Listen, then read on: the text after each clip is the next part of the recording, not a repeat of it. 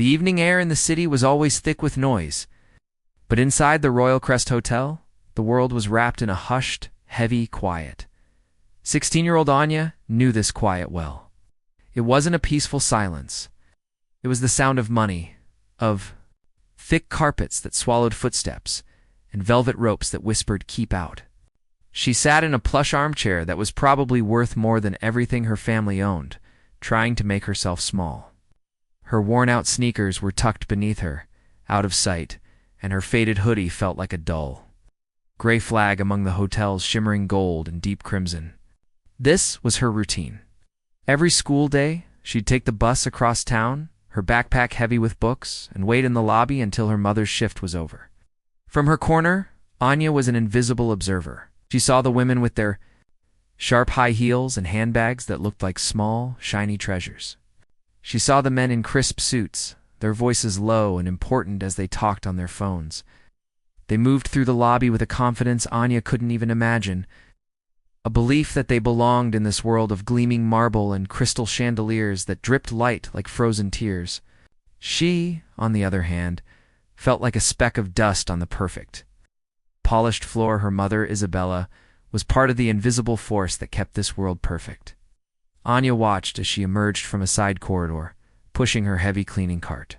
The cart was her mother's world, filled with the sharp smells of bleach and wax, with clean rags and spray bottles. Isabella's uniform was a simple gray dress, and her hair was pulled back tightly in a bun. On her face was the look of a person who had been on her feet for far too many hours. But when her eyes found Anya's, a small, tired smile would appear, a brief moment of warmth in the grand, cold space. "Hi, sweetie," Isabella would whisper, her voice soft so as not to disturb the guests. "Not too much homework today?" "Not too much," Anya would lie. She always had a lot, but she rarely did it here. It felt wrong to spread her cheap, dog-eared textbooks on the antique mahogany tables. Isabella would get to work. She moved with a practiced efficiency, her body knowing the motions even when her mind was tired. She'd polish the brass railings until they shone like mirrors, her reflection a blurry bent shape in the metal. She'd wipe down the front desk, her movements quick and respectful to the man standing there. Anya saw the way her mother's shoulders ached, the way she would lean on her cart for just a second, a silent moment of rest before moving on to the next task. This was her mother's life, a life of service, being unseen in a place that was all about being seen. In the center of it all, sitting on a small raised platform like a king on its throne, was the piano. It was a grand piano, black and gleaming, so polished that Anya could see the distorted reflections of the chandeliers in its surface. It was a Steinway, a name she'd learned from the internet. To the hotel, it was just another piece of expensive furniture, something to add to the atmosphere. It was rarely played. Sometimes a hired musician would play soft, gentle music during the afternoon tea, but in the evenings, it sat silent, beautiful, and untouchable. To Anya, it was everything. At home in their small apartment, she had a small, cheap electronic keyboard. Its keys were made of plastic and they made a thin, tinny sound, but it was hers. She had taught herself to play using old, scratched-up secondhand books and videos she found online. Her fingers knew the shapes of chords and the patterns of scales, but they had never felt the weight of a real ivory key. She had never felt the deep, resonant vibration of a real piano string humming through the wood and into her bones. Her mother had one strict, unbreakable rule about the hotel. "We don't touch the guests' things, Anya, ever, especially not the piano," the way she said it, with a finality that left no room for questions, made Anya think there was more to it than just a rule about not breaking things. Once, when Anya was younger, she had asked why. Isabella had looked at the piano, and for a split second, her tired eyes had filled with a deep, bottomless sadness, like looking into a well. Then she had blinked, and the look was gone, replaced by her usual, gentle but firm expression. "It's just not for us, my love. It's a different world." Tonight the lobby felt emptier than usual. The rush of guests checking in had passed, and the late-night crowd hadn't yet returned from their dinners. The man at the front desk was busy with his computer, his back slightly turned. Isabella was working on the far side of the lobby, scrubbing the baseboards with a small brush. The piano sat there, alone in the spotlight, its black surface looking like a deep, still pool of water in the dim light. Anya's heart started to beat a little faster. It was a feeling she got sometimes, an itch in her fingers, a melody that would play in her head that she just had to get out. She thought of her keyboard at home, of the flimsy sound it made. She thought of the rich, full music she heard in the videos online. The real piano was right there, just a few feet away. No one was watching. She stood up, her legs feeling a little shaky. She told herself she was just going to look at it closer, to see the detailed woodwork along the side. But her feet knew where she was really going. Each step on the cool marble felt loud, a squeak from her sneaker echoing in the quiet space. She glanced at her mother, but Isabella was focused on her work, her back turned. The man at the desk hadn't noticed a thing. She reached the platform and slowly climbed the 3 small steps. The piano was even more beautiful up close. She could see her own face, young and wide-eyed in the polished wood. She reached out a hand and let her fingers hover over the keys, so close she could feel the coolness coming off them. Her mother's voice was in her head, a warning.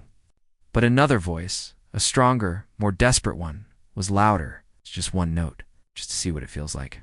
Her heart was thumping against her ribs like a trapped bird. She took a deep breath, the air smelling of furniture polish and faint, expensive perfume. She pulled out the small wooden bench, the legs scraping softly against the floor. She sat down. The leather was cool and smooth. She placed her trembling fingers on the keys, a mix of black and white, a pattern she knew so well from her little keyboard at home. They felt solid, real, full of a promise she had only ever dreamed of. She closed her eyes for just a second, and then, with a gentleness that surprised her, she pressed down on a single white key. The single note that hung in the air was not loud, but it was huge. It was nothing like the thin, tinny sound from her keyboard at home. This sound had weight. It bloomed in the quiet lobby, a rich, deep tone that seemed to vibrate not just in her ears, but in her chest, in the bones of her fingers. It was a sound that felt alive, and for a moment, Anya forgot to breathe. She had expected a sharp, warning voice, a hand on her shoulder, but there was only the beautiful, fading echo of the note from his polished desk across the marble floor. Mr. Gable, the hotel's night concierge, looked up. His face, usually a perfect mask of polite professionalism, tightened into a frown. He was a man who prided himself on order, on the hotel running like a silent, perfectly oiled machine. A girl in a faded hoodie at the $1,000 piano was not part of that order. He took a half-step forward, clearing his throat. The sound sharp and ready to cut through the silence. But before he could speak, Anya's fingers, moving on their own, found another note. Then another. She wasn't thinking anymore. Her hands, which had only ever known the light, unresisting plastic of her old keyboard, were now exploring a new world. She started to play a simple C major scale, the way she had taught herself. The notes climbed up the ivory keys, each one clear and pure, a row of pearls being strung on a string. The sound was so much fuller than she could have ever imagined. It was like seeing a black and white photograph suddenly burst into color. Mr. Gable stopped, his frown softening into a look of confusion. This wasn't the clumsy banging of a child messing around. There was a gentleness, a carefulness to the way her hands moved. He stayed where he was, watching. For Anya, the lobby was beginning to fade away. The high ceiling, the crystal chandeliers, the expensive furniture had all turned into a blurry background. The only thing that was real was the piano beneath her fingers and the music that was starting to take shape in her mind. The simple scale was just a warm-up, a way of saying hello to this magnificent instrument. Now, the real music wanted to come out. It was a melody she had been working on for months. A tune that would pop into her head at school or while she was washing dishes at home. It was her secret song. On her little keyboard, it sounded small and a bit sad. But here on the Steinway, it was something else entirely. She began to play, her fingers finding the chords she had practiced over and over. The music that filled the lobby was not a famous classical piece that anyone would recognize. It was hers. The tune started off soft and questioning. Like someone peeking into a room they weren't sure they were allowed to enter. It had a hint of sadness to it, a feeling of being on the outside looking in. It was the sound of watching her mother scrub floors while other women wore silk dresses. It was the sound of wanting something you felt you could never have. Her playing wasn't technically perfect. There were small hesitations, a note here or there that wasn't quite right, but it didn't matter. What the music lacked in perfection, it made up for in raw, honest feeling. It was a story, and she was telling it with every press of a key. A couple, dressed for an evening out, walked through the main doors, laughing softly. They stopped mid-step, their conversation dying on their lips. They looked toward the piano, their expressions shifting from surprise to curiosity. A businessman who had been scrolling through his phone on a sofa slowly lowered it, his thumb frozen on the screen. The sound was pulling them in, a gentle but irresistible current. Anya didn't see them. Her eyes were closed, her body swaying slightly with the music. She was lost in it. The melody grew, becoming more confident, more complex. It was like the person peeking into the room had decided to step inside, to look around, to touch the beautiful things. The music swelled with a sense of wonder and discovery. But the underlying sadness was still there, a shadow that followed the light. The notes flowed from her, a river of sound that filled every corner of the vast, quiet space. More people gathered. A small, silent crowd began to form near the entrance to the lobby. No one spoke. They just stood and listened, their faces lit with a mixture of awe and confusion. They looked at the girl in the simple hoodie, her head bent in concentration, and then they looked at each other, sharing a silent question. Who is she? Even Mr. Gable was completely captivated. His arms were now crossed over his chest, but his frown was long gone, replaced by an expression of gentle amazement.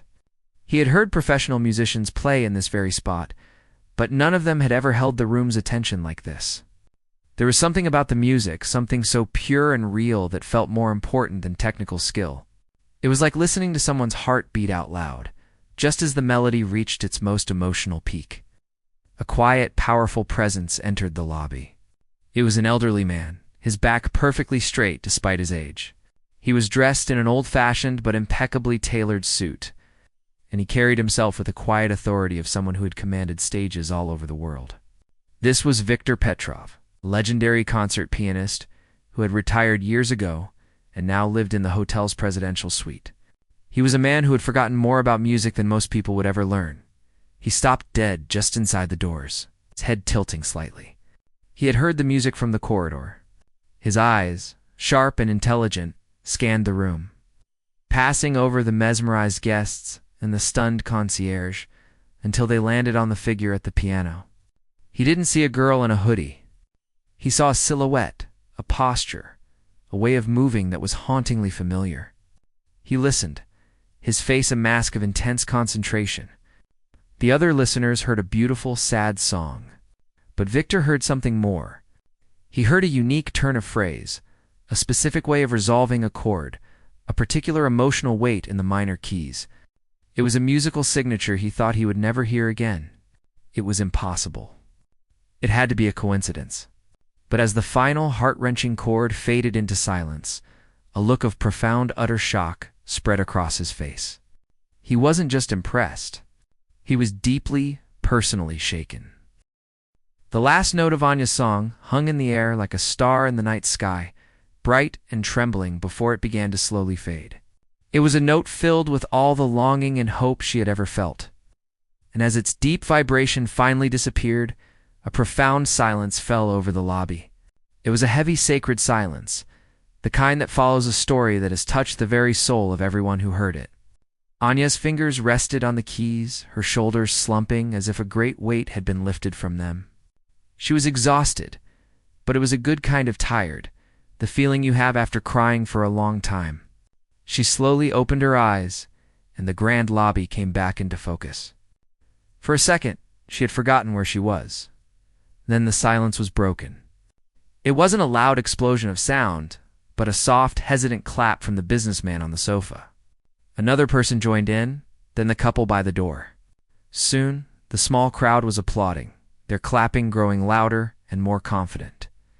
It wasn't the polite, automatic applause you hear at the end of a hotel performance. This was different. This was real. People were looking at her with open, kind faces, their expressions full of wonder. Even Mr. Gable was clapping, a slow, deliberate clap, his eyes fixed on her with a look of deep respect. Anya's face flushed bright red. She felt exposed, like a secret she had kept her whole life had just been shouted out loud. She quickly pulled her hands back into the sleeves of her hoodie and started to slide off the bench, wanting to run back to the safety of her armchair and disappear. But one person did not clap. The elderly man in the tailored suit, Viktor Petrov, stood perfectly still, his hands clasped behind his back. As the applause began to die down, he started to walk toward the piano. He moved slowly, each step deliberate and heavy with meaning. The crowd parted for him without a word, sensing that something important was about to happen. He didn't look at any of them. His eyes were locked on Anya. As he got closer, Anya could see his face more clearly. It was pale, and his eyes, which had seemed so sharp from a distance, were now glassy and filled with tears. He stopped right in front of the piano, looking down at her. Anya froze, her heart pounding again, this time with a different kind of fear. This was not a hotel manager about to tell her off. This was something else, something she didn't understand. That phrasing, he said, his voice not loud but clear as a bell. It was a voice used to being heard in the largest concert halls in the world. That unique turn in the melody. That way you hold the sadness just a little too long before letting it go. It's unmistakable. He leaned a little closer, his eyes searching her face. Who was your teacher, child? That composition? It has the soul of the Ashwood Sonata. Who taught you to play like that? Anya stared at him, her mind blank. Ashwood Sonata, teacher? She didn't know any sonata. She didn't have a teacher. She just had her little keyboard in the internet. She shook her head, feeling a knot of confusion tighten in her stomach. I don't know that song, she stammered, her voice barely a whisper. I'm sorry. Viktor Petrov's expression didn't change. He seemed to be looking right through her, into the past. But the emotion, he pressed gently, his voice trembling slightly. That specific kind of heartbreak in the music. It's not something you can learn from a book. Someone taught you this. Who was it? Anya felt trapped. She wanted to tell him to leave her alone, but his eyes were so intense, so full of a desperate hope that she couldn't look away. She thought about his question. Who taught her the feeling in the music? She thought of her mother, humming softly to herself as she folded laundry, the tunes always a little sad, a little wistful. She thought of the way her mother's eyes would get a faraway look when a certain song came on the radio.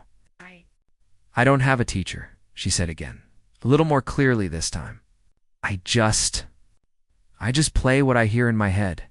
My mom sometimes hums little tunes and I build on them. That's all. Yes. As she said the words, my mom, she saw a change in the old man's face. It was as if a lightning bolt had just struck him. The color drained completely from his skin, leaving it ashen and gray. His eyes widened in utter disbelief, and he took a small, shaky step backward. He wasn't looking at Anya anymore. His gaze shot past her, scanning the shadows at the edge of the lobby. Anya followed his eyes, and that's when she saw her. Her mother, Isabella, was standing by the entrance to a corridor, her cleaning cart abandoned beside her. She must have finished her work and come to find her. But she wasn't moving. She was frozen in place, her face a mask of pure horror. She had heard the music. She had seen the crowd. And now she had seen Viktor, Prev. Viktor raised a shaking hand, his finger pointing not at Anya, but at the woman in the simple gray uniform. His voice was a choked, disbelieving whisper, but it was loud enough for everyone nearby to hear. Isabella, he breathed, the name full of a lifetime of memories. He took another breath, as if the next word was too heavy to speak. Isabella Ashwood. A collective sharp gasp rippled through the small crowd. It was a wave of sound that was more shocking than any shout. The name meant nothing to Anya, but the way the old man said it, and the way her mother reacted, told her it was everything. Isabella flinched, as if she had been struck. She looked at the man, then at her daughter, then at the floor, her whole body trembling. The quiet cleaner, the invisible woman who polished the brass and scrubbed the floors, had just been given a name that turned the silent, listening crowd into a sea of shocked, staring faces. The story was no longer about a talented girl playing a piano. It was about the woman who scrubbed their floors and the shocking secret she had kept hidden for decades.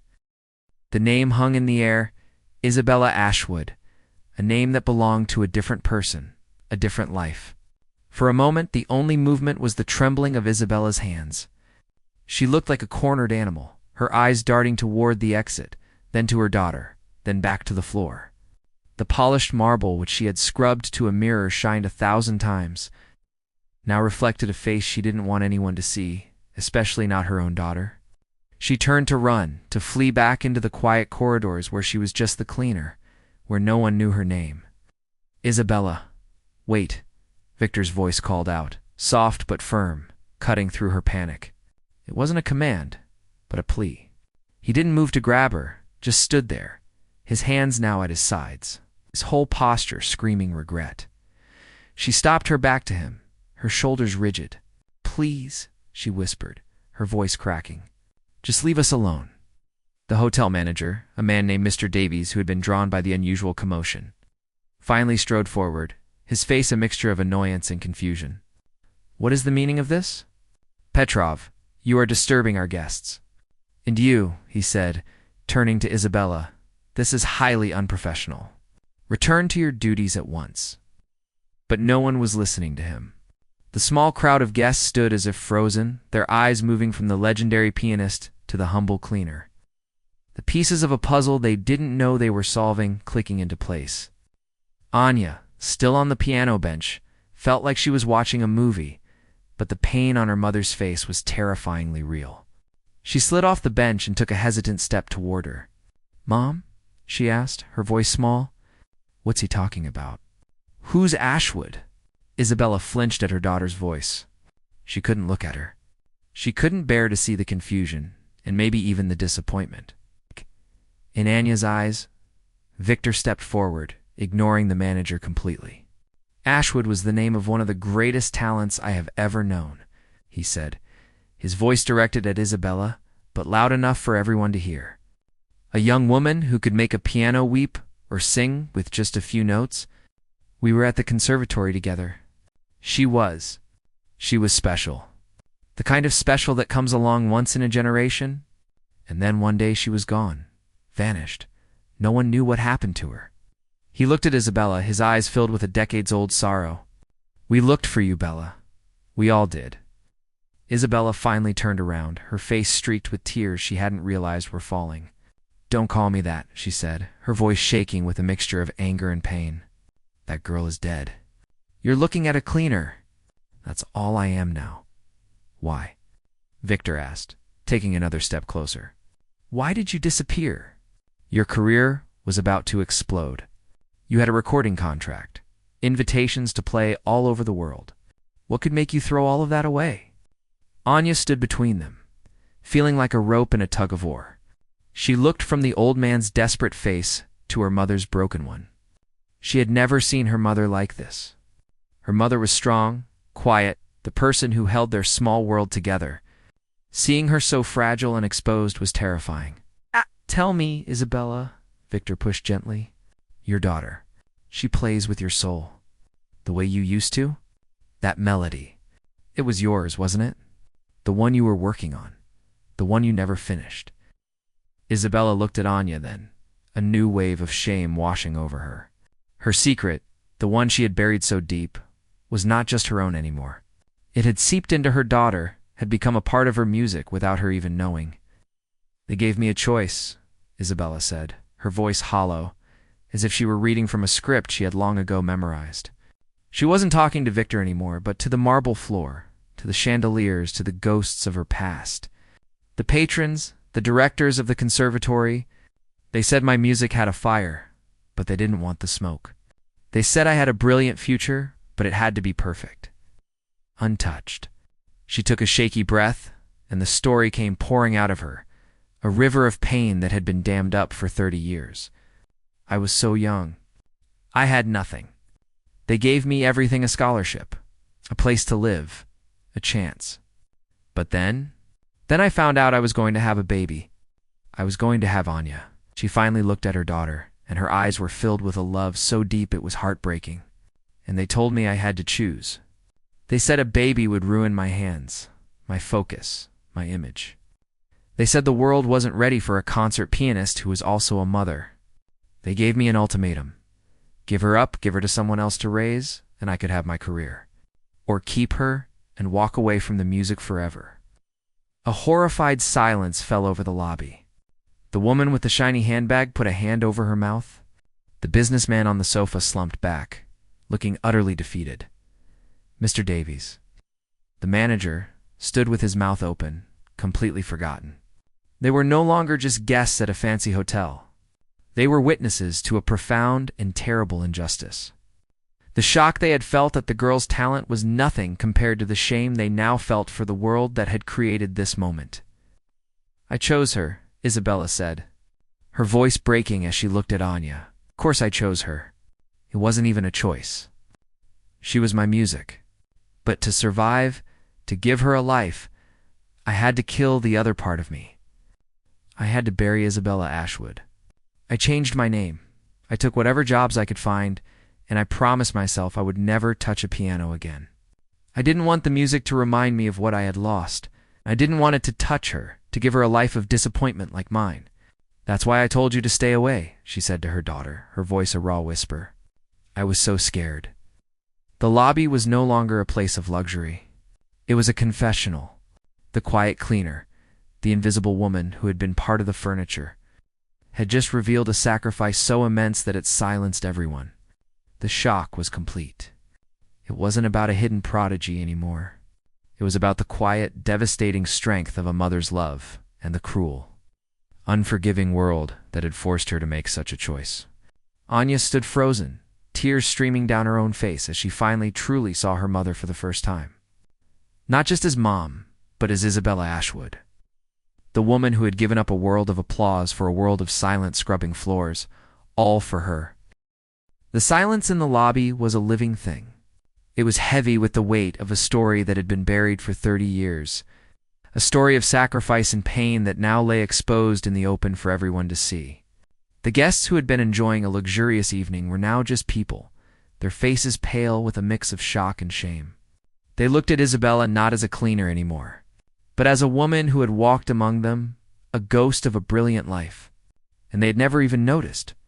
Mr. Davies, the hotel manager, stood frozen, his authority completely gone, replaced by a deep, uncomfortable guilt. It was Victor who finally broke the silence. He took a step toward Isabella, his movements slow and careful, as if approaching a wounded bird. His face, which had been a mask of shock, was now etched with a profound invisible regret. "Isabella," he said, his voice thick with emotion, "we failed you. All of us. The world of music, your teachers, your friends. We saw your talent, we celebrated it, but we didn't see you. We didn't see your heart. And for that, I am so, so sorry." His apology was not just for himself, but for an entire world that had been too blind, too arrogant, to see that a mother's love could be a masterpiece in itself. Isabella just shook her head, tears still streaming down her face. She couldn't speak. Anya, standing beside her, reached out and took her mother's hand. It was cold and trembling. Anya held on tight, trying to pour all of her own strength, all her newfound love and understanding, into that single touch. Victor looked from the mother to the daughter, and a new determination entered his eyes. The regret was still there, but now it was fueling a purpose. He saw not just a lost talent and a new one, but a chance to make things right in whatever small way he could. "Your daughter," he said, his voice gaining a bit of its old strength. "She has a gift. A gift that comes from you, but it is entirely her own. It is raw, and it is pure, and it deserves to be nurtured." He looked directly at Anya. "Child, I would like to offer you a full scholarship to the conservatory. The best teachers, the best instruments, everything you need to let your talent fly." A small murmur went through the crowd. It was a fairy tale offer, the kind of thing that only happens in movies. Anya's eyes widened, but she didn't look at Victor. She looked at her mother, her question clear in her eyes. "Is it okay? Should I accept?" Isabella's first instinct was to say no, to pull her daughter away and run back to the safety of their small, predictable life where the world of music couldn't hurt them again. But then she saw the look on Anya's face. It wasn't a look of greedy excitement. It was a look of pure, unadulterated hope. And Isabella realized that protecting her daughter didn't mean hiding her from the world. It meant giving her the chance to shine in it, even if it was scary. But Victor wasn't finished. He turned back to Isabella, his expression softening. "And that offer is not just for her," he said gently. "It is for you too. I don't mean a comeback tour or the pressure of performing. I mean, I want to give you back the music. For yourself. A place to play, a teacher to help your hands remember. No pressure, no expectations. Just a chance to reclaim the part of you that you sacrificed. You gave up the stage for her. Let me help you find a smaller, quieter stage, just for you." Isabella stared at him, her breath caught in her throat. This was not an offer of fame. This was an offer of healing. It was an acknowledgement that her sacrifice mattered, and that the part of her she had buried deserved to be brought back into the light. She looked at Anya, who was now squeezing her hand, her eyes pleading. For the first time in 30 years, Isabella felt a flicker of something she hadn't allowed herself to feel: hope. Not for a career, but for herself. She gave a small, almost imperceptible nod. Mr. Davies, the manager, finally found his voice. He stepped forward, his face red with embarrassment. "Miss Ashwood," he said, using the name with a new respect. "On behalf of the Royal Crest Hotel, please accept our deepest apologies. And your position here is, of course, secure for as long as you want it, but we would be honored if you would allow us to sponsor your daughter's education as well." It was a small gesture, but it was a start. It was the world that had cast her out, trying, in its own clumsy way, to welcome her back. The story of the cleaner's daughter became a sensation. News crews came to the hotel, but Isabella and Anya refused to do the big, flashy interviews. Their story was not for public consumption. They quietly accepted the offers, and life began to change. Weeks later, the final scene of this story was not in a grand concert hall or on a television stage. It was in a small, sunlit music room that Victor had arranged for them to use. It was a simple room with wood floors and a large window that looked out onto a quiet garden. In the center of the room sat a beautiful but modest, upright piano. Isabella sat on the bench, her fingers resting on the keys. They felt stiff and foreign, like tools she hadn't used in a lifetime. She was nervous, her old fears creeping back in. But then Anya came and sat beside her on the bench, not saying a word, just offering her quiet presence. Isabella took a deep breath and began to play. It wasn't a complex concerto or a forgotten sonata. It was a simple, hesitant melody, one of the little tunes she used to hum to Anya when she was a baby. The notes were a little shaky at first, but as she played, the muscle memory, the deep, buried instinct, began to return. The music was not perfect, but it was gentle and full of love. After a few bars, Anya joined in.